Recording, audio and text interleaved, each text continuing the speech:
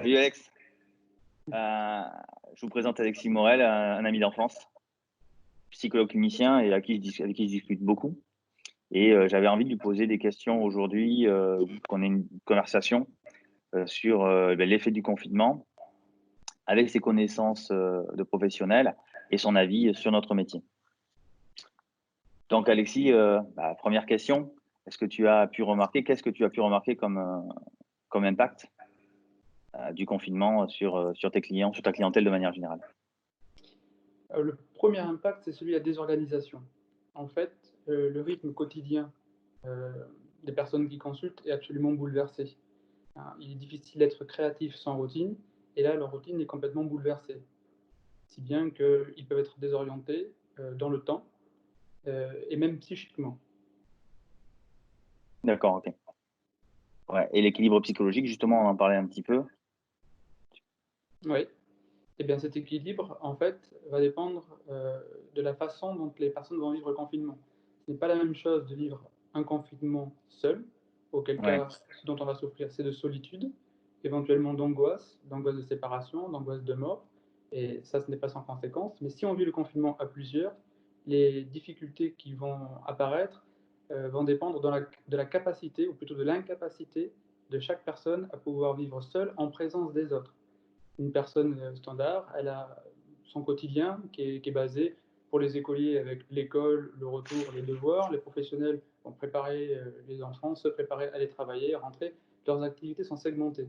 Mais là, ils vont passer 7 jours sur 7, 24 heures sur 24 ensemble, et il va falloir qu'ils puissent se retrouver, se récupérer seuls parmi les autres. S'ils n'y arrivent pas, alors ça va devenir compliqué pour eux.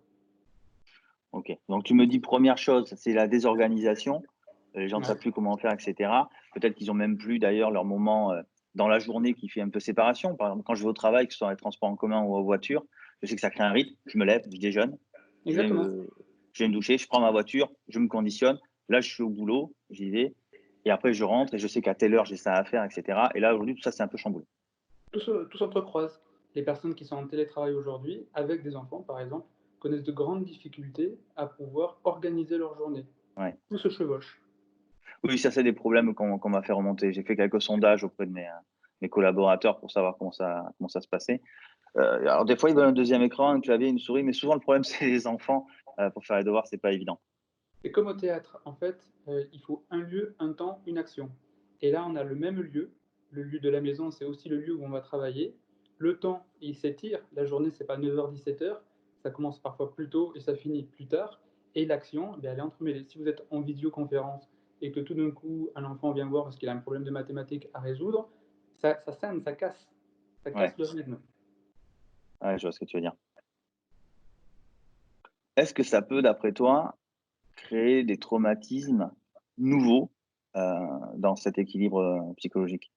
Alors, on pourrait commencer par redéfinir un traumatisme. Un traumatisme, c'est ce qui va dépasser notre capacité à penser. Ce qui est traumatique pour l'un ne l'était pas forcément pour l'autre. Donc, Ok, des traumatismes en soi, non. Il ne peut pas y avoir de traumatisme lié au confinement. En revanche, sur le plan psychopathologique, les choses peuvent se compliquer pour tous ceux pour qui aller à l'extérieur, s'adapter à la réalité, euh, exige une dépense d'énergie supérieure. Là, comme ils sont, ces personnes-là, comme elles sont confinées, leurs défenses sont épargnées, mais sortir du confinement va leur être extrêmement coûteux, puisqu'ils n'ont plus cet effort adaptatif à faire. Pour la plupart des gens, être confiné n'est pas agréable, c'est souvent vécu comme une privation de liberté. Mais pour ouais, certains, ça ne sera pas du tout le cas, c'est une aubaine. Certains de mes patients, par exemple, sont ravis de ne plus avoir à sortir de la maison, parce que sortir de la maison au quotidien était, avant le confinement, une exigence insupportable. d'accord, ok. Ouais, je Et vois ce donc, que tu. le déconfinement va être plus compliqué pour certains que le confinement. Et pour tous ceux qui attendent d'être déconfinés, en réalité, les choses ne vont pas se jouer aussi simplement que ça, parce qu'ils ne pourront pas refaire les choses exactement comme elles étaient, en tout cas au début du déconfinement, lorsqu'il n'y en avait pas. D'accord. Donc pour ceux à qui c'était déjà difficile d'aller vers l'extérieur, les autres travailler en groupe, etc. Ça va être Ouais, encore plus dur. bon, ok. Euh, on discutait un petit peu du télétravail. toi qui fais du télétravail aussi de temps en temps, qu'est-ce que tu penses, quelles actions ça va avoir, par rapport à la productivité, en entreprise? Est-ce que tu penses qu'il peut y avoir du plus, du moins? Alors sur la productivité en entreprise, les choses sont peut-être un petit peu différentes. Pour être productif, il faut être créatif et pour être créatif, il faut une routine. Alors si on arrive en télétravail à reconstituer une routine, c'est-à-dire avoir vraiment une journée qui soit bien segmentée, alors on pourra être créatif et être aussi efficient qu'on l'était avant le confinement. Sinon qu'on se nourrit quand même des interactions sociales, de nos échanges, et si elles sont limitées, parce qu'on ne rencontre plus, de façon proprioceptive les gens, eh bien, de fait, on pourrait en perdre, mais ce n'est pas, automatique, hein. Ce qui OK, est important, proprioceptive, tu peux nous je sais pas ce que ça veut dire? c'est toute cette toute cette appréhension très personnelle que l'on a de la réalité des échanges. Le voir, l'entendre, le sentir, tout ce qui concerne les sensations. Il y a une communication verbale et une communication qui est non verbale. Dans les visioconférences, même s'il y a la fibre, même s'il y a la 4G, parfois ce n'est pas toujours de très très bonne qualité. Quand on fait Ouais. une visioconférence à plusieurs, il faut bien respecter le temps de parole de chacun parce que sinon les gens se coupent les uns les autres et c'est plus difficile à discriminer les stimuli, à retenir et ceux sur lesquels répondre. Ouais, je vois ce que tu veux dire.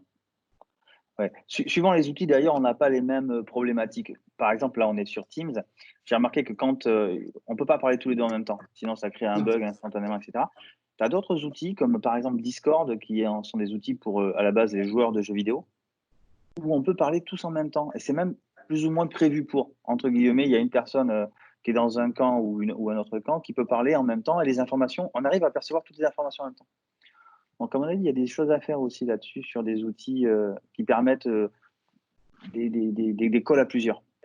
L'homme, il est social biologiquement, donc évidemment, on va pouvoir construire des outils, mettre en ligne des outils qui vont offrir, une solution pour échanger.